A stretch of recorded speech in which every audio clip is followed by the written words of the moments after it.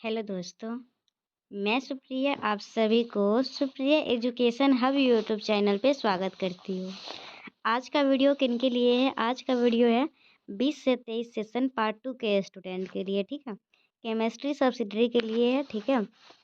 Math honours वाले, physics honours वाले सभी का केमिस्ट्री सब्सिडरी होता है, तो उन लोगों के लिए मैं इम्पोर्टेंट क्वेश्चन बना के लाई हूँ।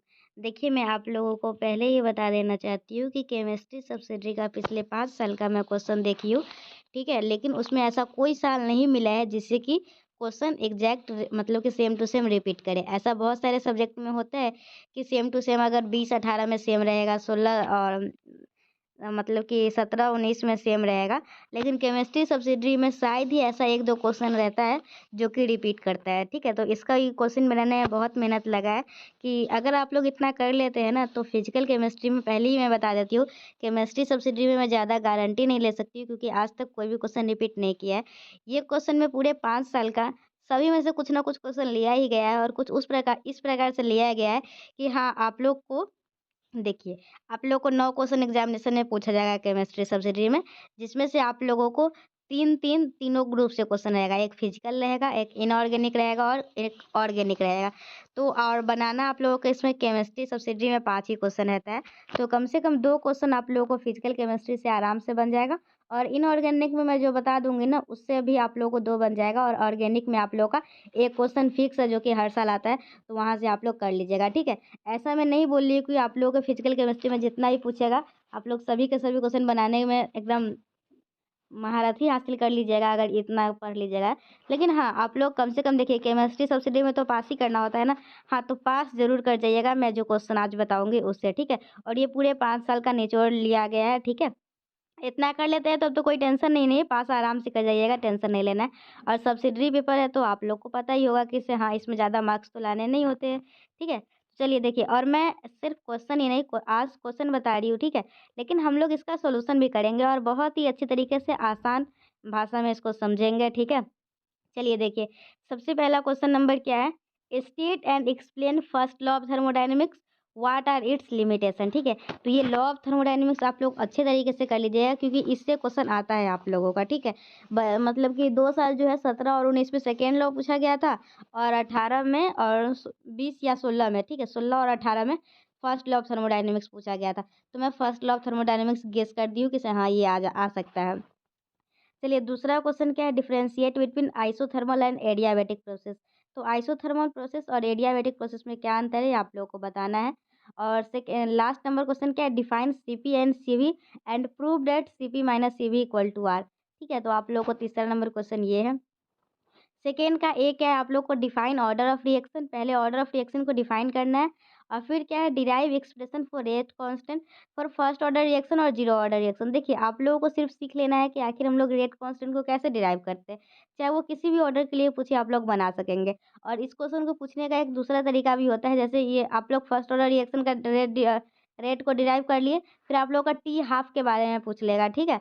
और टी हाफ पूछ लेगा, टी हाफ और कंसंट्रेशन में क्या रिलेशन है, ठीक है। तो उसको अगर आप लोग ये जब मैं आप लोगों को पढ़ाऊँगी ना, फर्स्ट ऑर्डर रिएक्शन को कैसे डिराइव करते हैं, तो उसमें एक अदर मेथड से भी मतलब कि इसका दूसरा तरीका भी है क्वेश्चन पूछने का।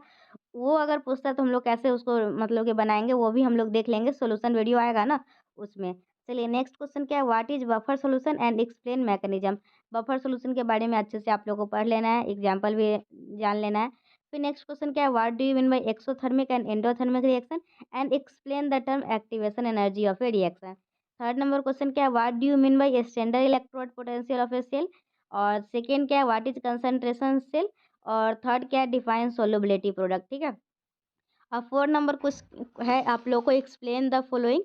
फर्स्ट है Ostwald dilution law, Hess law, triple point, auto catalyst and heterogeneous catalyst. देखिए ये क्वेश्चन अलग मतलब मैं आप लोगों को दी हुई है ना एक्सप्लेन द फॉलोइंग में, ये सब जरूरी नहीं कि ये एक्सप्लेन में भी आएगा, ऊपर में भी आ सकता है सीधा डिफाइन कार्नोट साइकिल, इस तरीके से वो क्वेश्चन किसी भी तरीके से घुमा सकता है, लेकिन टॉपिक यही रहेंगे, ठीक है। तो आप लोगों को चिंता करने की ज़रूरत नहीं है, अगर इसको कर लेते हैं ना तो आप लोगों का हाँ नैया पार लग जाएगा और फेल तो नहीं कीजिएगा, इतना मेरा गारंटी है।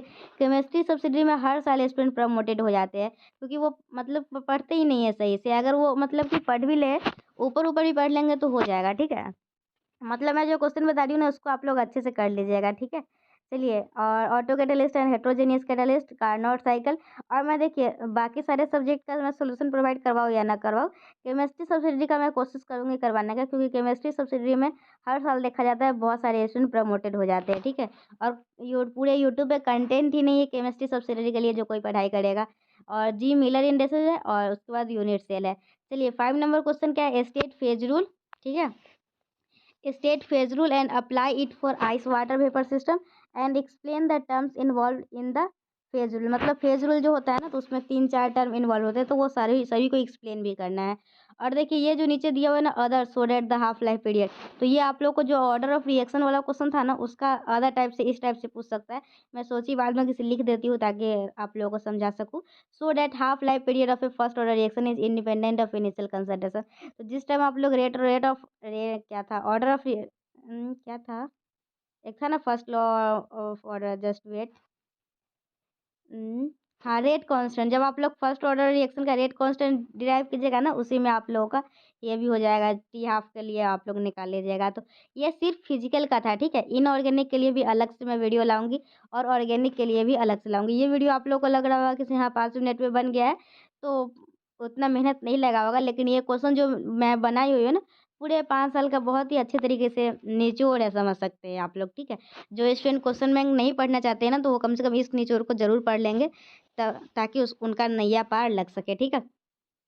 और डिस्क्लेमर यही है इस वीडियो का कि आप लोग को क्या करना है, आप लोग को विश्वास करना है या नहीं करना है, किसे ये क्वेश्चन आएगा या नहीं।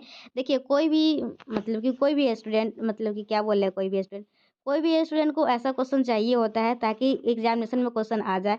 और वो जब वो क्वेश्चन एग्जामिनेशन में नहीं आता है तो गुस्सा आता है, तो गुस्सा आना स्वाभाविक बात है। तो आप लोग क्या कर सकते हैं, आप लोग अपने जो कॉलेज में पढ़ते हो वहाँ जो टीचर देते हैं वो क्वेश्चन पढ़िए, अगर विश्वास नहीं है तो नहीं पढ़िए, यहाँ से कोई प्रॉब्लम नहीं है, ठीक है। लेकिन आप लोग को क्वेश्चन बैंक तो पढ़ देखना ही होगा एक बार किस टाइप का क्वेश्चन बैंक से पूछता है, ठीक है।